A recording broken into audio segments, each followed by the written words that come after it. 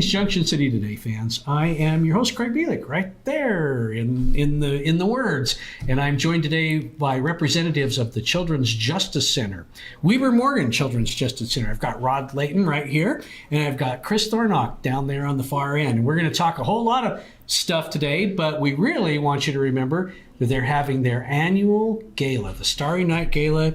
Chris has been going on for years and years, right? That's right. Right? Very popular. How many seats you guys sell to that? Let's see. We had about 35 tables, so about 350 people last year. Right. Yeah. And it's coming up on May 4th of this year. Right. This year. So there's still plenty of time to get your seat. Absolutely. Be one of the 350 people there. Or more, we hope. Right? Yeah. Right. It's a good event. We're going to talk about all of that. We're even going to tell you what the Weber Morgan Children's Justice Center does, just in case you don't know. Because maybe you don't know, and you do need to know. That's why we have Rod right here. Rod, you're the director. Is that correct? Yep, I'm the director of the CJC, yep. Really? How many years you been doing this? Oh, a lot. More than I care to think about. I actually worked for the Weber County Sheriff's Office first, and I specialized in crimes against children at that time, and I did that for about 22 years, and then I moved over to the CJC, and I've been there 14. Wow. So, been doing this a long time. Quite a career. Yeah. All right, first off, let's define CJC, and let's talk about what it is you guys actually do. CJC, Children's Justice Center. We have one location in Ogden. There's actually 23 of these centers around the state of Utah. Wow. And we found out years and years ago that we didn't do a great job of investigating crimes against children, sexual abuse, physical abuse, drug endangerment, those kind of cases. And so we started looking at what we were doing wrong. And one of the things that we found out is that when you take a child to a police department, or you interview them where there's police officers around and there's police cars out front and guys walking around in uniforms and different things, that's just not a great environment to interview a child about abuse. It's scary. So it's scary. It's scary for the kids. They get intimidated, you know, and they've already been through a pretty traumatic experience. Exactly. We found that out, and then as we looked, we found out there's multiple agencies. There was the sheriff's department or police departments. There was child protective services. There was medical people involved, and so as we looked at this whole thing, we found that kids were being interviewed multiple times and sometimes having 2 or 3 medical examinations on the same case, which is very traumatic for a child to continue to tell that story over and over again. Yeah. We weren't coordinating. We weren't a team together.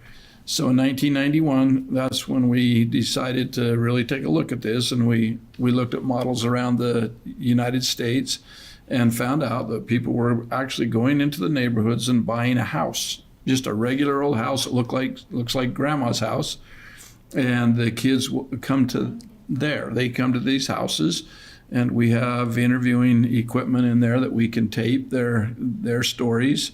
And we have officers there that are in plain clothes. It's almost like going to grandma's house and just talking to somebody about what's happened to you. A real comforting, home-like environment. Exactly. And go through it one time. Nothing scary. Yep. And so Child Protective Services is there, law enforcement is there.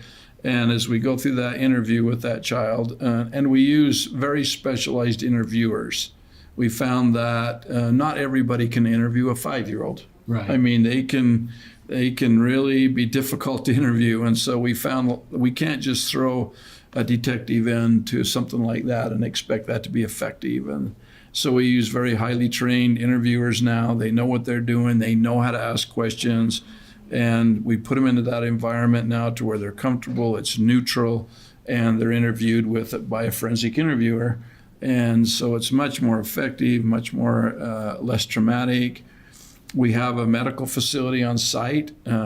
We also have mental health services on site. Wow. So it's like a one-stop shop for these kids to come to, and we can do the interview, we can do the medical exam, we can do an assessment to see how they're doing mentally, and then we can offer services. Such a good thing. I mean, I don't know that people really understand how valuable this is. Before we go much further, let's put your website right here on the screen so that if you're out there and you want more information, or if you are going through something like this, or you know someone that you think has gone through this is the place to go, right? Yep, we work on a referral system, so all the reports come through either DCFS, Department of Child Family Services, or through their local police department. So we don't have kids just walking off the street. It's not a walk-in. It's not families bringing kids in to see what happened. Right, but you can certainly steer them to that resource. Yes, we will steer them that direction. They make the report, and then it goes from there. So how are you funded? That's the interesting part. And that's why we have Chris sitting over here, right? Did you notice that segue? Did you notice how smooth that was? Yeah. The funding is very unique. I don't know another agency really like ours, because we have state funding, we have federal funding, we have local funding from government agencies, and then we have the nonprofit side.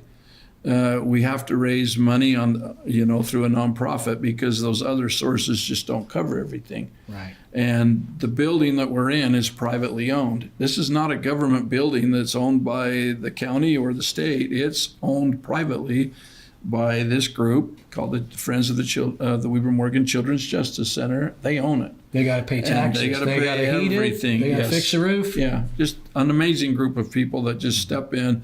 They don't even meet the kids. They don't meet the families. They just know that it's going on in the background. And so it's incredible to me that they come in and raise all this money so that we can provide the services. One of the ways you raise money is with your annual Starry Night Gala. That's right. Coming up May 4th. Again, folks, May 4th. Get that on the calendar right now. Yeah, so it's important. I'll just reemphasize it's a nonprofit organization, right? So we do get some funding from various sources, but our primary source of really funding is from the community. It's raising funds through the community, and we have a number of different fundraisers we do throughout the year, but this gala on May 4th is really the primary.